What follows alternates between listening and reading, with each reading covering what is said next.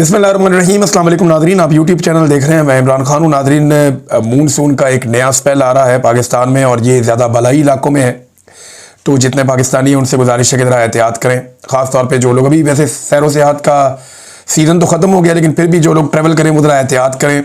16 से 19 सितंबर तक, यानी 2 दिन के बाद ये स्पेल शुरू होने जा रहा है और 19 तक, अगले 3 दिन तक, ये 3-4 दिन ये जारी रहेगा, तो आप लोग बहुत एहतियात करें।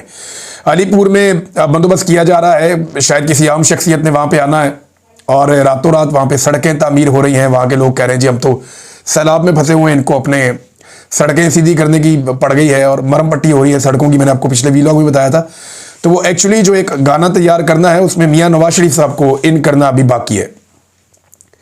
अब नवाज शरीफ साहब की कोई पुरानी वीडियो निकाल कर लगाई जाएगी या उन्हें दोबारा नए सिरे से सैलाबज़दा इलाकों में लाया जाएगा। बहरहाल नवाज शरीफ साहब की एक एंट्री अभी करवाई जाएगी और उन्हें पहुंचाया जाएगा किसी सैलाबज़दा इलाके में, ताकि एक जाली स्टेज बनाकर वहां पे लोगों को इकट्ठा करके नवाज शरीफ साहब को मौका दिया जाए कि वो लोगों से बातचीत करें। तो ये एक तरह की रीलॉन्चिंग होगी मियाँ साहब की। तो अलीपुर में कुछ बंदोबस्त किए जा रहे हैं, मे भी मियाँ साहब आए, हो सकता है वो वहाँ पे ना आए, मरियम नवाज पहुंचे या कोई और वहाँ पे पहुंचे, या शहबाज शरीफ किसी बैनुल-अक़वामी शख्सियत को लेकर पहुंच जाएं पैसे इकट्ठे करने के लिए। लास्ट टाइम आपको याद है ये अक़वाम मुत्तहिदा के सेक्रेटरी जनरल को लेकर आ गए थे कि जनाब देखिए हम तबाह हो गए, बर्बाद हो गए, सब लुट गया, ख़त्म हो गया। फिर इनको जो पैसा मिला वो पैसा भी इन्होंने सैलाब मुतासरीन के ऊपर खर्च नहीं किया। ये एक बंद की मैं तस्वीर देख रहा था, ड्रोन से तस्वीर बनाई हमारे एक दोस्त ने, बड़ी दर्दनाक तस्वीर है। पूरा एक बंद है, दोनों तरफ उसके पानी है और लोग ऐसे उसके ऊपर भरे हुए हैं। एक क़यामत सुग़रा का एक मंजर है, खुला आसमान है, ख़वातीन रो रही हैं, बच्चे रो रहे हैं, बड़े बड़े जवान जो हैं वो बिलक के रो रहे हैं, परेशान हैं कि हम जाएं कहाँ पे। इतनी बेबसी है लोगों की और हुकूमत जो है वो सिर्फ एक मखसूस बंद के इलाके में वहाँ जाती है। एक ख़ास एरिया पहले सेलेक्ट किया जाता है, वहाँ पे इंतज़ामिया पहुँचती है, सिक्योरिटी सारा बंदोबस्त हो जाता है, फिर हुकूमत के लोग पहुँचते हैं, वो वहाँ पर अपनी टिकटॉक बनाते हैं और निकल जाते हैं।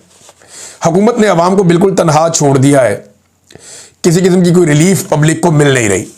टीवी चैनल्स को धड़ाधड़ पैसा दिया जा रहा है, अखबारात को पैसा दिया जा रहा है। यानी अखबारात अगर आप देखें तो पहला जो पेज है पूरा का पूरा वो इश्तिहारों से भरा हुआ होता है। महकमा मौसमियात का इश्तिहार लगा हुआ था नवाए वक्त में, मैं हैरान हो रहा था आधे सफ़े का, ज़रूरत क्या है उसकी। धड़ाधड़ इश्तिहारात मिल रहे हैं, सबको मिल रहे हैं, अखबारात को भी मिल रहे हैं, टीवी चैनल्स को भी मिल रहे हैं। बस उनको ये कहा गया है कि आपने तबाही और बर्बादी नहीं दिखानी।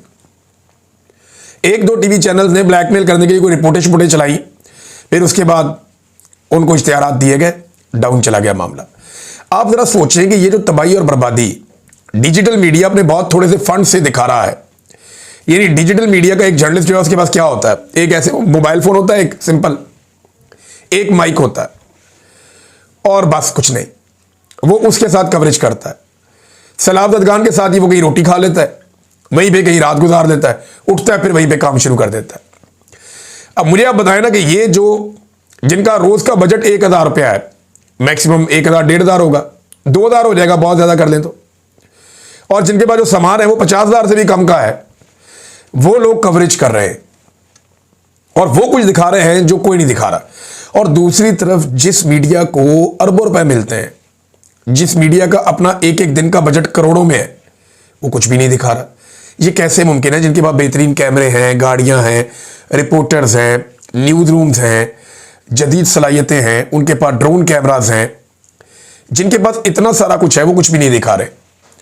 और जिनके पास कुछ भी नहीं है, कुछ भी नहीं है जिनके पास, वो आपको सारी पिक्चर दिखा रहे हैं। मतलब ये है कि इस वक्त पाकिस्तान के मीडिया को जो पैसा दिया जा रहा है, उनके जो पेट भरे जा रहे हैं, उसके पीछे एक ही मकसद है कि आप हुकूमत की सिर्फ कारकर्दगी बताएं, आपने तबाही और बर्बादी बिल्कुल नहीं दिखानी। यानी मैंने ये मंजर भी देखा कि वहां पे डिजिटल मीडिया के लोग पहुंचे, उन्होंने जाकर पूछा जी कश्तियां क्यों खड़ी हैं, लोगों को रेस्क्यू कीजिए, हम होकर आ रहे हैं। हम प्राइवेट कश्ती लेकर गए थे, हम देखकर आए बहुत लोग फंसे हुए, उनको निकाले वहां से। यानी हमने जो कश्तियां भेजी, हमारी अल्हम्दुलिल्लाह अब 5 या 6 कश्तियां हो गई हैं। हम जहां कश्ती मिलती है हम लेते जा रहे हैं और पहुंचाई जा रहे हैं। तो हमारी कश्तियां जो हैं वो लोगों को निकाल निकाल के बाहर लेकर आ रही हैं। जो अपना घर देखने के लिए जाना चाहते हैं या कोई सामान लेकर आना चाहते हैं तो हम उनको भी लेकर जाते हैं, फिर वापस लेकर आते हैं। तो अगर हम लोग ये काम कर पाते हैं तो गवर्नमेंट क्यों नहीं कर रही? वो तो नहीं कर रही है काम। उनसे पूछा कि जी आपकी कश्तियां क्यों खड़ी हैं, इनको चलाएं। मैंने तो ये बोला सारी टीम को कि आपने कश्तियां रोकनी नहीं है, इनको चलाई जाओ बस। इनको चलाते रहो, सिर्फ उतनी देर इंजन को रेस्ट आपने देना जितनी देर कोई काम कर रहा है, उतर रहा है, चढ़ रहा है, बस आप कश्तियों को चलाओ। खराब होती है, टूटती है, जो भी है, लोगों को आपने बचाना है। तो गवर्नमेंट ये क्यों नहीं कर रही? तो उन्होंने बताया जी हमारी कश्तियों में पेट्रोल नहीं है। अंदाजा करें आप, कश्तियों के अंदर पेट्रोल नहीं है, कितना बड़ा जुर्म है ये। इनकी गाड़ियों में पेट्रोल कभी खत्म नहीं होता, इनके जो प्रोटोकॉल्स हैं उनकी गाड़ियों में पेट्रोल कभी खत्म नहीं होता, इनके जहाज़ों में पेट्रोल कभी खत्म नहीं होता, लेकिन इनकी कश्तियों में पेट्रोल खत्म हो गया।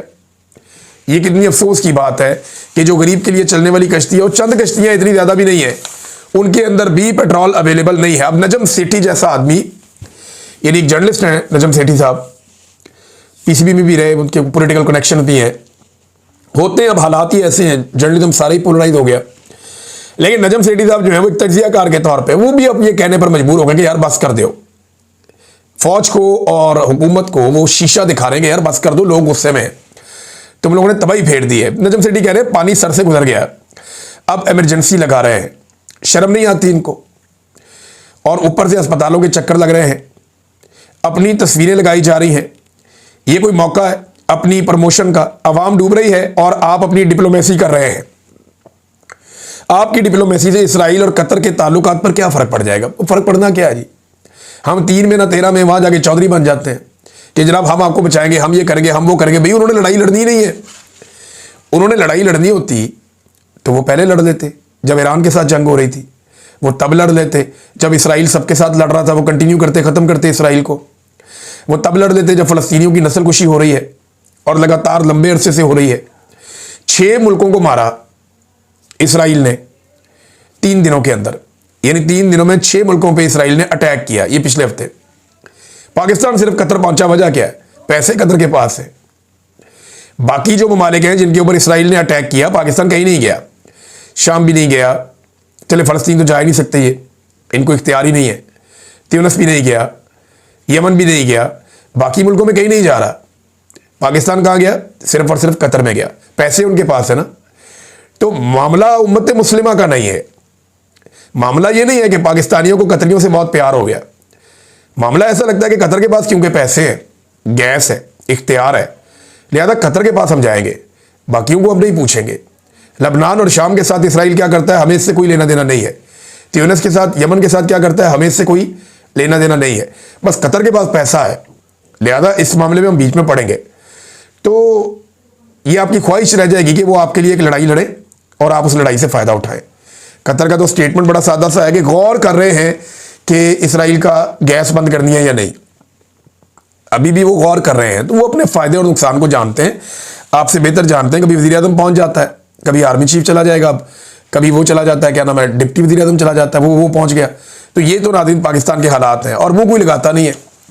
सदर पाकिस्तान ऐसे हालात में पहुँच गए जनाब, चीन चाइना के दौरे पे, पहले वो लंबा चौड़ा वफद लेके पहुंच जाते हैं, पीछे से जनाब उनका बेटा और बेटी भी पहुंच गए एक प्राइवेट तैयारे में, एक निजी प्रवास के जरिए से। पूरे जहाज में कोई नहीं, ये बहन भाई अपना प्रोटोकॉल लेके ये भी पहुंच गए, शंघाई पहुंच गए अपने वालिद के पास। फैमिली टूर बनाए हुए हैं नाज़रीन इन्होंने, आवाम का पैसा लग रहा है और फैमिली टूर बने हुए हैं। ये अपनी लाइफ इस वक्त फुल इंजॉय कर रहे हैं। वजह यह है कि मिलिट्री एस्टेब्लिशमेंट को इन्होंने फंसा लिया है। ये जानते हैं कि इमरान खान मिलिट्री एस्टेब्लिशमेंट को कान पकड़ा देगा और मिलिट्री एस्टेब्लिशमेंट इमरान खान से सहमी हुई है। लिहाजा यही मौका है हमारा कि हम जो मर्जी लोशे करें, हमें ना एस्टेब्लिशमेंट छेड़ सकती है। अवाम में तो वैसे ही हमें वोट नहीं डाला तो उनकी क्या औकात है। दूसरा, हमें पूछने वाले इस मुल्क में कोई नहीं है, अदालत हमने काबू कर दी है, चलो मौजा करिए। ये तो मौज मस्ती में लगे हुए हैं। दूसरी तरफ देखें ना, एक खानदान है वो मरी जाके बैठता है, वो पुलिस सारी पंजाब की मरी पहुंच जाती है। ये जरा खबर देखें आप कि मरी के अंदर स्पेशल सिक्योरिटी के ऊपर पुलिस वाले पहुंचाए गए और जीका गली के अंदर जो एमसी स्कूल है उसके अंदर पुलिस वाले जाके ठहरे, क्योंकि बंदोबस्त कोई नहीं था ना, स्कूल के अंदर ही ठहरा दिया। जो बच्चे जहां पढ़ने जाते हैं स्कूल में, जीका गली, वहां पे पुलिस वालों को ले जाके उधर बैठा दिया कि आप स्पेशल ड्यूटी पे आए, यहाँ पे शहजादे शहजादियाँ आते हैं, राजकुमार राजकुमारियाँ आती हैं, लिहाजा यहाँ पे जो है वो आपने ड्यूटी देनी है, तो आपको ठहराने का बंदोबस्त इस स्कूल में कर दिया गया। अब वो आर्जी तौर पे स्कूल में पुलिस वाले आ गए, बच्चे सुबह स्कूल पहुंचे तो पता चला जुम्मे वाले दिन छुट्टी है, जाओ स्कूल में जगह नहीं है, पुलिस बैठी हुई है। ये दुनिया के किसी मुअज़्ज़ब मुल्क में हो सकता है? पाकिस्तान में ये हो रहा है बदकिस्मती से, हम होता हुआ देख रहे हैं। वफाकी वजीर ये मशवरा देते हैं, जनाब आलू महंगे हो गए ना, आलू का बाइकआउट कर दो, कौम आलू खाए ही ना, आलू अच्छा है ही नहीं। भाई आलू तो फिर भी ज़मीन में उगता है, कुदरत उसे पैदा करती है, उसमें एनर्जी है, बहुत सारे उसमें ग़िज़ाइयत है। चीनी के बाइकआउट का बोलो ना, वो क्यों नहीं बोलते? क्योंकि शुगर मिल माफिया आपके बॉसेस हैं। चीनी के खिलाफ बात करो, अगर कोई एक चीज़ जो इंसानों के खाने के लिए आज के दौर में सबसे ख़तरनाक है तो वो चीनी है। चीनी का इस्तेमाल जो है वो आपको बेशुमार बीमारियों का शिकार करता है। आपको कैंसर हो सकता है, स्किन की डिजीजेज हो सकती हैं, मोटापा होता है, शुगर होती है, शुगर से रिलेटेड बहुत सारी बीमारियां वो हो जाती हैं, जोड़ों के मसाइल हो जाते हैं, ब्लड प्रेशर के मसाइल हो जाते हैं।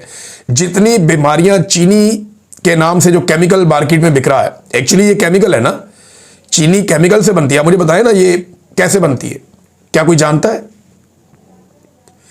गन्ने से तो गन्ने का रस बनता है और उससे जो है वो गुड़ बन जाता है, गुड़ से आप उसको पीस ले तो शक्कर बन जाती है, बस इतना ही है। लेकिन